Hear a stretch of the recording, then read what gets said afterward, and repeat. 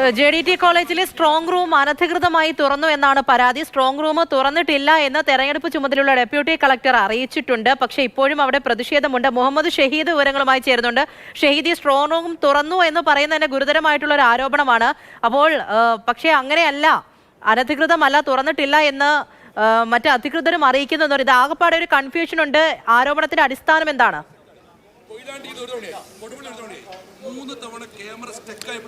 പൂജ, തീർച്ചയായും ഈ കോഴിക്കോട് ജില്ലയിലെ 8 മണ്ഡലങ്ങളിലുള്ള ഈ പോളിംഗ് പൂർത്തിയായ ശേഷമുള്ള വോട്ടിംഗ് മെഷീൻ ഉൾപ്പെടെയുള്ള സാമഗ്രികൾ സൂക്ഷിച്ചിരുന്നത് കോഴിക്കോട് JDT വെള്ളിമാടുകുന്ന് JDT ഇസ്ലാം കോളേജിലാണ്. അവിടെയാണ് ഇപ്പോൾ ഒരു സ്ട്രോങ് റൂം തുറന്നതായുള്ള ചില ദൃശ്യങ്ങൾ ഉൾപ്പെടെ ഇപ്പോൾ പുറത്തു വന്നിരിക്കുന്നത്. CCTV ദൃശ്യങ്ങളിൽ സ്ട്രോങ് റൂമിന് സമാനമായ രീതിയിൽ ഒരു മുറി തുറക്കുന്നത് നമുക്കത് കാണാൻ സാധിക്കുന്നുണ്ട്. ഈ കാര്യം ചൂണ്ടിക്കാണിച്ചാണ് ഇപ്പോൾ വോട്ടിംഗിൽ ഇവിടെയുള്ള ഈ വോട്ടിംഗ് മെഷീനിൽ ക്രമക്കേട് നടത്താനുള്ള ഒരു നീക്കം ഉദ്യോഗസ്ഥരുടെ ഭാഗത്തു നിന്നും ഉണ്ടായി, ജനവിധി അട്ടിമറിക്കാനുള്ള ശ്രമം ഉണ്ടായി എന്ന് പറഞ്ഞുകൊണ്ട് UDF ഇപ്പോൾ ഗുരുതരമായ ആരോപണവുമായി രംഗത്ത് വന്നിരിക്കുന്നത്. പേരാമ്പ്ര നിയോജക മണ്ഡലത്തിൽ ആണ് ഇത്തരത്തിലൊരു നീക്കം നടന്നതെന്നാണ് പറയുന്നത്, ആരോപണം ഉന്നയിക്കുന്നത്. കോഴിക്കോട് സൗത്തിന്റെ സാമഗ്രികൾ സൂക്ഷിച്ച മുറിയിലാണെന്നും 2 അഭിപ്രായങ്ങളുണ്ട്. പക്ഷേ അത്തരത്തിലൊരു നീക്കം നടന്നു എന്നുള്ള ഗുരുതരമായ ആരോപണമാണ് ഇപ്പോൾ ഈ UDFന്റെ ഭാഗത്തു നിന്ന് ഉണ്ടാകുന്നത്. പക്ഷേ തെരഞ്ഞെടുപ്പ് ഉദ്യോഗസ്ഥർ റിട്ടേണിംഗ് ഓഫീസർക്ക് വിശദീകരിക്കുന്നത് ഈ സ്ട്രോങ് റൂമിന്റെ ഭാഗത്തുള്ള സ്ട്രോങ് റൂം തുറക്കുകയല്ല ചെയ്തത്. സ്ട്രോങ് റൂമിനോട് ചേർന്നുള്ള ഇലക്ഷൻ സാമഗ്രികൾ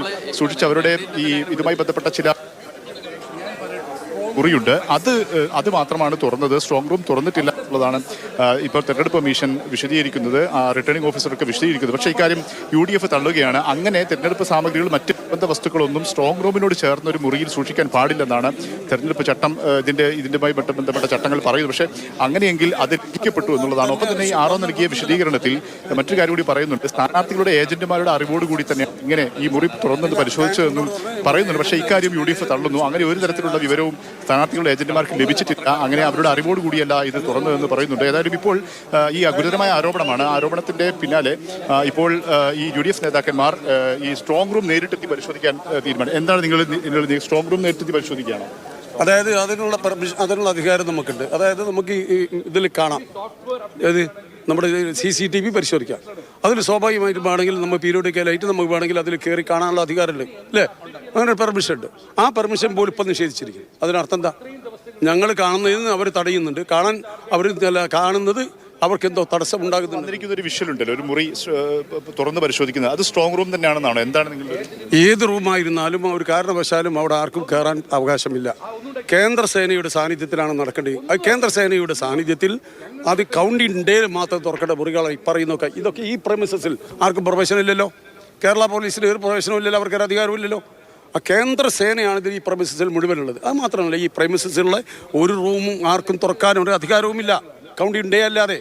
11 ദിവസം നിങ്ങൾ ശ്രദ്ധയിൽപ്പെടുന്നത് എങ്ങനെയാണ്? ശ്രദ്ധയിൽപ്പെട്ട് നമ്മുടെ CCTVയിൽ ആൾ കയറുന്നത് കണ്ടു. നമ്മൾ നേരത്തെ പറഞ്ഞ പോലെ നമ്മുടെ വളണ്ടിയേഴ്സ് 24 മണിക്കൂർ വോട്ടിംഗ് മെഷീൻ സൂക്ഷിച്ച സ്ട്രോങ് റൂം തുറന്നു എന്നാണ് UDFന്റെ ആരോപണമുള്ളത്. വെള്ളിമാടുകുന്ന് JDT കോളേജിലെ സ്ട്രോങ് റൂം അനധികൃതമായി തുറന്നു എന്നാണ് പരാതി. അപ്പോൾ അതിലാണ് വലിയ തർക്കം നിലനിൽക്കുന്നത്. പക്ഷേ ആ വാർത്ത നിഷേധിക്കുന്നുണ്ട് റിട്ടേണിംഗ് ഓഫീസർ. സംഭവവുമായി ബന്ധപ്പെട്ട് കാര്യങ്ങളെല്ലാം തന്നെ ക്ലിയർ ആക്കണം, എന്തിനു വേണ്ടി ചെയ്തു, ഏജന്റുമാരെ അറിയിക്കേണ്ടതാണ്. പക്ഷേ അങ്ങനെ ഉണ്ടായിട്ടില്ല എന്നാണ് UDFന്റെ ഭാഗത്ത് നിന്നും വരുന്നത്. ആ ഒരു തർക്കമാണ് ഇപ്പോൾ അവിടെ നടക്കുന്നത്. മുഹമ്മദ് ഷഹീദാണ് കാര്യങ്ങൾ പറഞ്ഞത്.